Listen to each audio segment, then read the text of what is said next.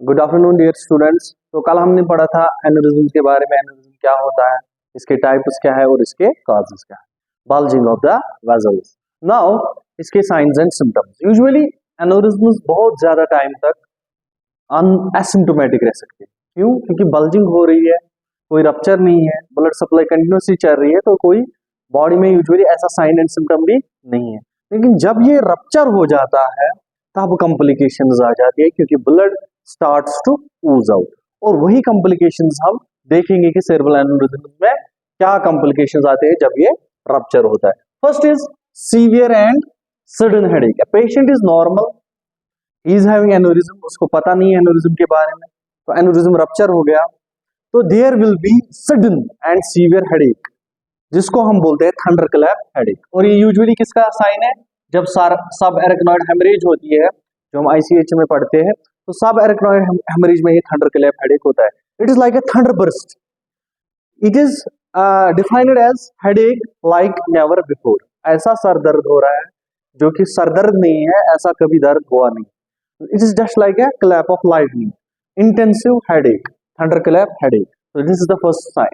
Second is nausea and vomiting, because we know whenever there is bleeding, there will be increase in cerebral pressure, or ICP will raise, intracranial pressure will raise. So this will cause pressure on various release centers like vomiting center, and that will cause nausea and frequent vomiting. Third is neck stiffness, जिसको हम न्यूका rigidity है, जो meningitis में भी हम पढ़ते हैं। There will be stiffness of neck stiffness is another sign.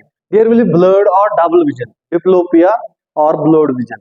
Patient को ब्लरनेस आ जाएगी या इसको डबल विजन हो जाएगा, because we know here there is a pressure on various centres of the brain, various areas of the brain due to ruptured vessel. Another one is pain above and behind the eyes. जो आंखें हैं, orbits है, आंखों को दर्द होगा, and it will feel like this pain is radiating, it's on the back side of the eye. Next is he will be sensitive to light and there will be continuous pupillary dilation हो जाएगी। he will be feel sensitivity to light sensitivity increase हो जाएगी, irritation increase हो जाएगी, and ultimately क्या हो जाएगा? there will be loss of consciousness.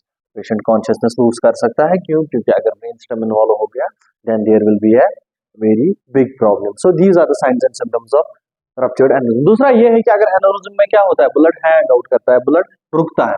अगर क्लॉट फॉर्मेशन है, ब्लड क्लॉट्स में थ्रोम्बस है, तो ये फिर ट्रैवल कर सकता है आगे जाके, ये पल्मोनरी एम्बोलिज्म कर सकता है, ये हार्ट में क्या कर सकता है, ब्लॉकेज, कार्डियक अरेस्ट हो सकता है, तो वो उसके सेकेंडरी सिम्टम्स बन सकते हैं। जो अनरप्चर्ड है यूजुअली उनमें क्या होता है, कभी कभी कंटिन्यूस वो फोकल हेडेक रहता है, एक जगह पे सर दर्द हो रहा है, कॉग्निटिव प्रॉब्लम्स आते हैं, परसेप्चुअल प्रॉब्लम्स आते हैं, सेंसरी प्रॉब्लम्स आते हैं, विजन प्रॉब्लम्स आते हैं एक पेशेंट के लाइफ टाइम में। मगर यूजुअली वो सारी जो रप्चर्ड एन्यूरिज्म्स रहती है उनमें उतने कॉम्प्लिकेटेड साइंस एंड सिम्टम्स नहीं होते हैं कि हम ब्रेन स्कैन्स के लिए जाए।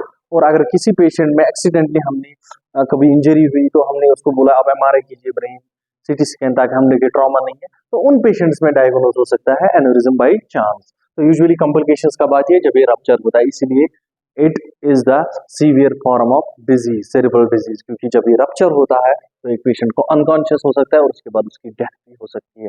It is very much lethal. So these were the science and symptoms of aneurysm.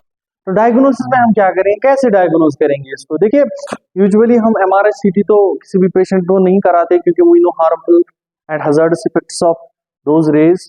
तो MRI CT स्कैन उसी पेशेंट में होगा अगर बाई नेचुरल एन्यूरिज्म डिटेक्ट हो गया, जिसमें कोई ब्रेन इंजरी, हमें खतरा है ब्रेन इंजरी मत आए, एक्सीडेंट हो गया किसी का, तो हम बोलते हैं MRI CT के लिए चाहिए। तो MRI CT हमारा बनता है डायग्नोस्टिक इवैल्यूएशन का मेथड। और अगर अब रप्चर ही हो गया तो उस टाइम पे जो सिम्टम्स आते हैं like thunderclap headache, unconsciousness, vomiting, nausea, तो नोशिया वोमिटिंग जब भी होता है कंटिन्यूस, हमें लगता है ब्रेन में कोई गड़बड़ है, तो हम उस पेशेंट को बोलते हैं यू गो फॉर स्कैन्स, ताकि हम देखें किस जगह रप्चर हुआ है एन्यूरिज्म। उसके बाद EEG भी कर सकते हैं। क्यों? क्योंकि जब ब्रेन में एब्नॉर्मलिटी आएगी बिकॉज ऑफ रप्चर्ड एन्यूरिज्म, तो उसमें हम डिटेक्ट कर सकते हैं अल्टरेशन इन ब्रेन वेव्स। अगर नॉर्मली हम EEG करेंगे इस पेशेंट का, अगर एन्यूरिज्म बड़े होंगे, ज्यादा बल्ज्ड आउट होंगे, तो तब भी हमें कुछ पैटर्न्स मिलेंगे जिसकी वजह से हमें क्लूज मिल सकते हैं। और अगर एन्यूरिज्म की एग्जैक्ट लोकेशन ढूंढनी हो तो we go for angio angiography, जहाँ पे हम एंजियोग्राम इंसर्ट करते हैं बाय वेरियस रूट्स, और वो क्या करता है, वो टारगेट साइड पे पहुंच के हमें दिखाता है कि एन्यूरिज्म कैसा है, इसका वॉल कितना है, डायमीटर कितना है। तो एग्जैक्ट डायग्नोसिस के लिए हमें इन्वेजिव प्रोसीजर करना पड़ता है angiography. So these are the ways to detect the aneurysm, but usually we don't go for diagnosis in unruptured patients, क्योंकि अनरप्चर्ड पेशेंट्स में कॉम्प्लिकेटेड सिम्टम्स उतने ज्यादा आते नहीं।